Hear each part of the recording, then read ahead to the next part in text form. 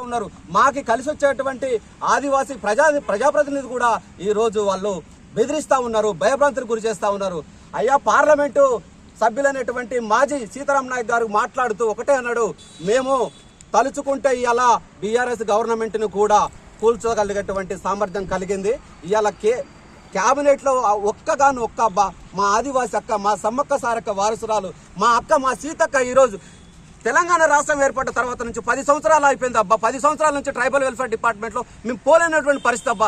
బంజారాలు, లంబాడీలు, వాళ్ళకి సామాజిక వర్గాలకు సంబంధించిన మినిస్టర్సే ఉన్నారు.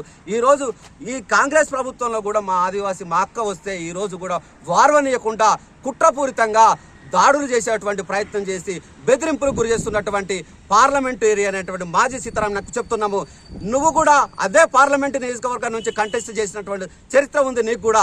కాబట్టి అదే ప్రజానికం, ఆదివాసీ ప్రజానికం కూడా ఆ పార్లమెంటరీలో ఉన్నది. కాబట్టి దయచేసి మేము చెప్తున్నాము, రెచ్చగొట్టే వ్యాఖ్యలొద్దు. మేమేమంటున్నాము, చట్టబద్ధంగా మిమ్మల్ని కలపలేదనేటువంటి మేము చెప్తా ఉన్నాము. మేమేమంటున్నాము, మీ దగ్గర 76లో కలిపినటువంటి చట్టం ఏమున్నది, అది 108 యాక్ట్ అని మీరు చెప్తున్నారు. 108 యాక్ట్ అనేటువంటిది అది only area removal restriction act మాత్రమే. కానీ ఎక్కడ కూడా మీకోసం ఒక కమిటీ కూడా వేయలేదు, ఒక ఆంథ్రోపాలజికల్ సర్వే జరగలేదు, ఒక రాష్ట్రపతి గెజిట్ కూడా నోటిఫికేషన్ ఇవ్వలేదు.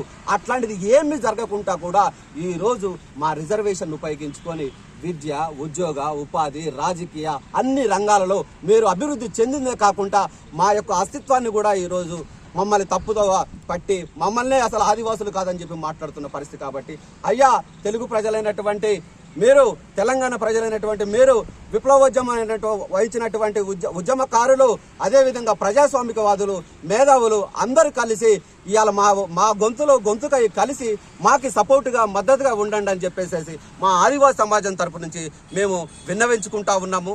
దయచేసి ఎవరైనా సరే ఒక్కసారి ఆలోచించండి, ఆదివాసుల పరిస్థితి ఎట్లున్నది. ఇప్పటి వరకు కూడా ఐఏఎస్ లేడు, ఐపీఎస్ లేడు, ఇప్పటి వరకు కూడా గ్రూప్ 1 స్థాయిలో కూడా మా ఉద్యోగస్తులు ఎవరూ లేనటువంటి దౌర్భాగ్య పరిస్థితి. కాబట్టి చేతులెత్తి దండం పెడుతున్నాము.